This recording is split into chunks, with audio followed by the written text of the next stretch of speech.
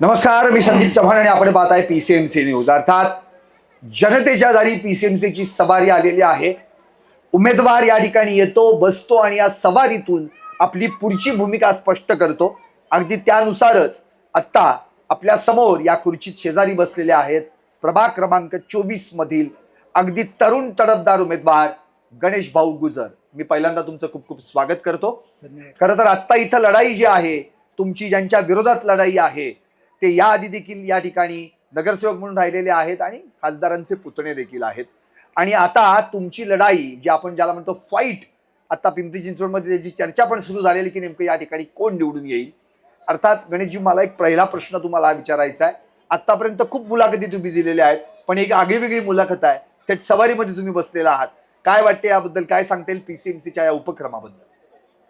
पीसीएमसीचा सवारी हा जो उपक्रम आहे हा खरं नाविन्यपूर्ण उपक्रम आहे की आपण प्रभागामध्ये जाऊन प्रभागातलं उमेदवार, त्यांच्या प्रतिक्रिया आणि कार्यकर्ते आणि नागरिकांचा जो कल आहे हा जाणून घेण्याचा जो प्रयत्न आहे आपला, हा खरंच कौतुकास्पद आहे की पीसीएमसीची सवारी ही ज्या उमेदवारांच्या भाग्यात येते ते उमेदवार नक्कीच विजयी होतात, असा मला या ठिकाणी विश्वास वाटतो. नक्कीच.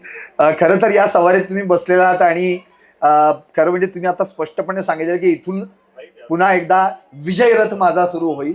गणेश, आता मला महत्वाचं हे तुमच्याकडनं जाणून घ्यायचं आहे, दिवसभरात प्रचार करून थकून भागून पुन्हा एकदा उद्या प्रचाराला उभं राहायचंय, अशा वेळी कुठून एनर्जी मिळते तुम्हाला, एवढी स्फूर्ती कुठून मिळते, कशा पद्धतीने पुढचा प्रवास सुरू होतो? आमचा जो दिवस सुरू होतो, आमच्या सकाळी आमचे जे कार्यकर्ते, आमचे जे सहकारी, आमचे जे घरचे, आमचे कुटुंब सदस्य, मित्रपरिवार आहे, यांच्याकडे पाहिलं की आम्ही आमच्या दिवसाला प्रचाराला सुरुवात करतो. आणि त्याच्यानंतर जसं जसं आम्ही जनतेमध्ये जातोय त्यांचा प्रतिसाद पाहून, त्यांच्या अपेक्षा आणि गावचं आमचा जो कल आहे, आमच्या प्रभागातील नागरिकांच्या ज्या अपेक्षा आहेत हे पाहून आम्हाला 10 हत्तीचं बळ येतं. आणि ही निवडणूक फक्त आमची उमेदवारांची नसून सर्वांची आहे, ही भावना आम्हाला रात्रीचे 3 ते 4 वाजेपर्यंत आम्हाला काही झोपू देत नाही, का स्वस्त बसू देत नाही. थेरगावमध्ये जनतेमधले आम्ही जे उमेदवार आहोत, आमच्या रूपाने थेरगाववाल्यांना, नागरिकांना, जनतेला मतदान रूपी आशीर्वाद आम्हाला द्यायचा आहे. त्यासाठी आम्ही अथक परिश्रम करतोय. या सर्वांना घेऊन आम्हाला ही निवडणूक लढवायची आहे. आता या प्रभाग क्रमांक 24 मध्ये तुमची जी लढत आहे त्याकडे सगळ्यांचं लक्ष लागून राहिलंय. काय वाटतंय, काय होईल यंदा? कारण की याच्या आधी देखील तुम्ही प्रयत्न केला होता आणि आत्ताचं नेमकं विजन काय, कसं होईल, काय वाटते तुम्हाला की यावेळी आपला विजय पक्का आहे? थेरगावमध्ये ह्यावेळी जी लढत आहे ही ऐतिहासिक लढत आहे. ऐतिहासिक लढत यासाठी की मी उमेदवार आहे म्हणून ऐतिहासिक नाही आहे. थेरगावच्या गावासाठी ही लढत खूप महत्त्वाची आहे. थेरगावमध्ये आज मी गणेश दत्तोबा गुजर आणि आमचे जे पॅनलचे प्रमुख आहे सिद्धेश्वर दादा बाळासाहेब बारणे, आम्ही दोघं म्हणजे राम लक्ष्मणाची जोडी. बर.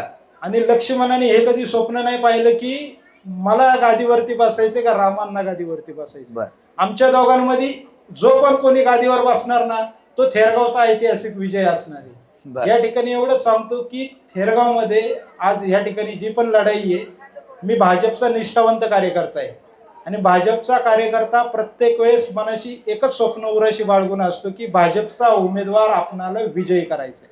आज सिद्धेश्वर दादांच्या रूपाने कमळ आणि भाजपचा उमेदवार आहे. आज माझे 100% प्रयत्न दादांचा विजय कसा होईल आणि आम्ही जे इतर 3 सहकारी आहे आणि आमचं चौघांचं भाजपचं पॅनल कसं निवडून येईल याकडेच आहे. आणि थेरगावची तुम्हाला खासियत सांगतो, आज या ठिकाणी पीसीएमची सवारी आलेली आहे.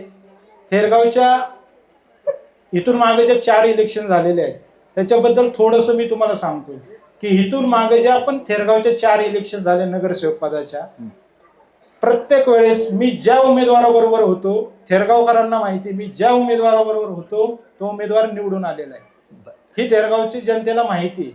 आणि आज मी एवढंच सांगतो की गणेश गुजर हे लक आहे आणि हे सिद्धेश्वर दादा बारणे यांच्या बरोबर आहे. दादा यावेळेस नक्कीच समोर कोण आहे, काय आहे, त्यांना प्रश्न पडलाय की त्यांच्या समोर कोण आहे. आम्हाला प्रश्न पडलेला नाहीये, का तर जनता आमच्या बरोबर आहे. त्यामुळे एवढंच सांगेल की आमचं जे पॅनल आहे, आमच्या पॅनलचे आम्ही जे 4 उमेदवार आहोत हे जनतेने निवडलेले उमेदवार आहे. आता फक्त मतदान करायचं बाकी राहिलेलं आहे आणि ते आम्हाला त्यांची सेवा करण्यासाठी महापालिकेत नक्कीच पाठवतील. बर, 2 महिला उमेदवार देखील तुमच्या पॅनलमध्ये आहेत, अगदी शालीनताई असतील आणि करिश्माताई असतील. तुम्ही जेव्हा एकत्र चौघे पॅनलमध्ये जाता, फिरता सगळीकडे, तेव्हा कसा प्रतिसाद तुम्हाला लाभतो, काय सांगता येईल याबद्दल? आत्ता आमच्या भारतीय जनता पार्टीचं आमचं जे पॅनल आहे, आमच्या पॅनलमधील ज्या 2 महिला आहेत, मी या ठिकाणी अभिमानाने सांगतो की इतर जे पॅनल आहेत यामधील जे महिला उमेदवार आहे, ह्या महिला उमेदवारांना म्हणजे सर्व गावातलेच आहेत, आम्ही एकाच गावातले आहोत, एकाच भागातले आहोत. कुणाबद्दल मला शंका नाही आहे त्यांच्या क्षमतेबद्दल किंवा त्यांच्या बाकीच्या गोष्टींबद्दल, पण एकच सांगेल की ते कुणाच्या तरी आशीर्वादाने निवडणूक लढवतात.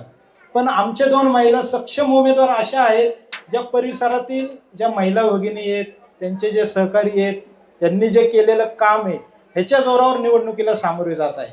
म्हणजे ह्या दोन्ही महिला ह्या स्वतःच्या नावावरती, स्वतःच्या कर्तृत्वावरती यांचा विश्वास आहे आणि नक्कीच नागरिक यांना संधी देतील असं आम्हाला वाटतं.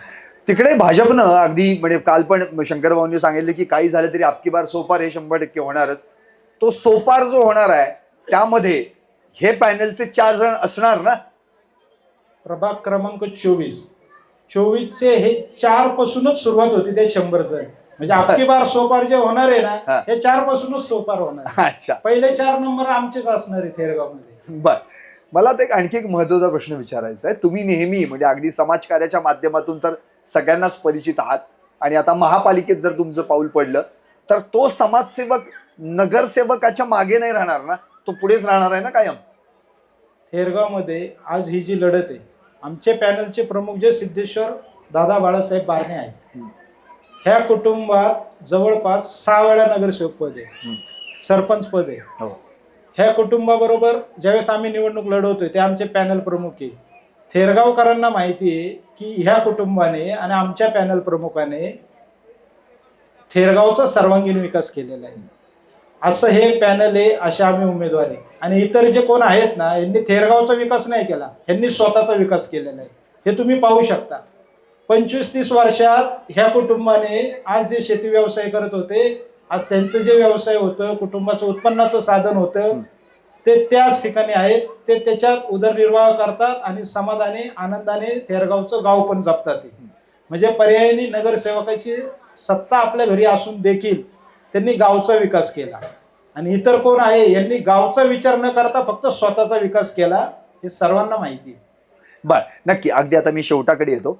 मला आणखी एक या ठिकाणी असं जाणून घ्यायचं आहे की थेरगावची जनता आता फक्त उत्सुक आहे की कधी एकदा मतदान आणि मग त्या ठिकाणी निकालाच्या प्रतीक्षेमध्ये. तुम्हाला किती उत्सुकता आहे या संदर्भामध्ये? पिंपरी चिंचवड मधील प्रभाग क्रमांक 24, तुम्ही देखील शहरातील एक PCMC न्यूज एक आपला जो चॅनल आहे, आपण शहरामध्ये विविध भागात फिरताय. आज तुम्हाला देखील जाणवेल की थेरगावमध्ये आणि पिंपरी चिंचवड शहरामध्ये हा जो पॅनल आहे आमचा, आम्ही ऐतिहासिक विजय नोंदवणार आहोत. म्हणजे रेकॉर्ड करणार आहोत की अपक्षांचं कधीच पॅनल आलेलं नाहीये पिंपरी चिंचवड शहरात. हे पहिलं अपक्षांचं म्हणजे 3 अपक्ष आणि 1 अधिकृत उमेदवार, हे रेकॉर्ड थेरगावमध्ये पॅनल प्रमुख सिद्धेश्वर दादा बारणे, मी गणेश दत्तोबा गुजर, करिश्माताई बारणे, शालिनीताई गुजर आणि आमच्या भाजपची जी संघटना आहे, नेते मंडळी, कार्यकर्ते, हे सर्वजण मिळून आम्ही यावेळेस हे रेकॉर्ड पिंपरी चिंचवड शहरात करणार आहोत. नक्कीच. खूप खूप शुभेच्छा तुम्हाला गणेश भाऊ. कारण की आत्ताच तुम्ही सांगितलं की आमचे पॅनल प्रमुख आणि आम्ही तिघेही या शहरामध्ये रेकॉर्ड होईल की अपक्षांचं पॅनल निवडून आलंय. अर्थात या सवारीत बसून तुम्ही विजय रथात जाणार आहात असा विश्वास तुम्ही पहिल्याच वाक्यात व्यक्त केलात. तिथूनच येताना महापालिकेतून या प्रभागामध्ये विकासगंगा आणाल आणि जी विकासगंगा या प्रभागात आतापर्यंत वाहिली नाही असं जे तुम्ही आतापर्यंत जनतेला प्रचारामध्ये सांगताय, ती विकासगंगा जनतेला पाहायला मिळावी एवढीच अपेक्षा व्यक्त करतो. खूप खूप शुभेच्छा तुम्हाला. धन्यवाद. जय श्रीराम.